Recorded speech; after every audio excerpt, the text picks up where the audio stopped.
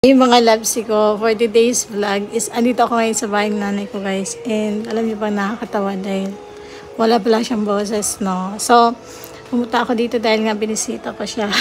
Ayun, nagluluto guys dito sa dirty kitchen namin yan.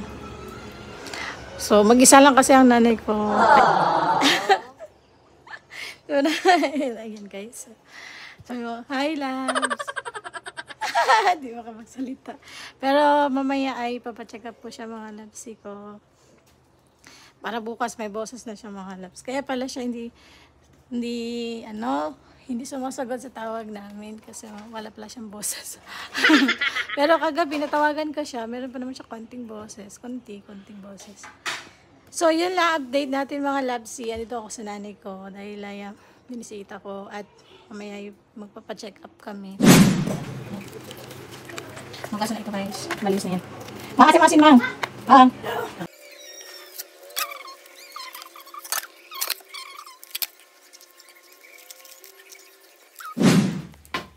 So, ito na guys. Kalagay na natin. Ay, inat.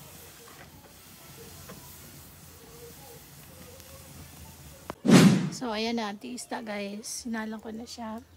At sobrang laki niyan. Mura lang talaga dito sa amin ang mga isda. Yung mga seafoods na gustong-gusto niyang tikman guys. Sobrang laki at saka sobrang mura lang.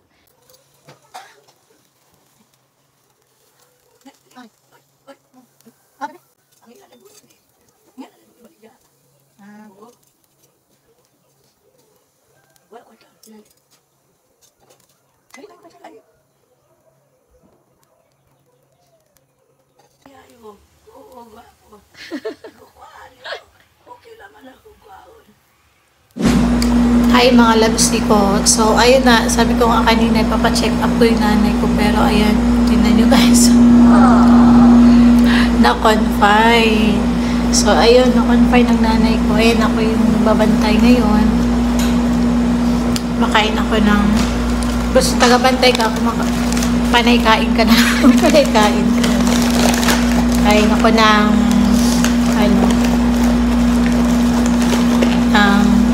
ano ba tawag? Popcorn. Unexpected talaga guys na ma-confine ang nanay ko. Kahit siya din nagulat. Pero yun, para maging maayos kaagad siya, may gumaling siya kaagad, kailangan talaga siyang i-confine. So yun ang mga update, live update ngayon sa akin mga loves ko.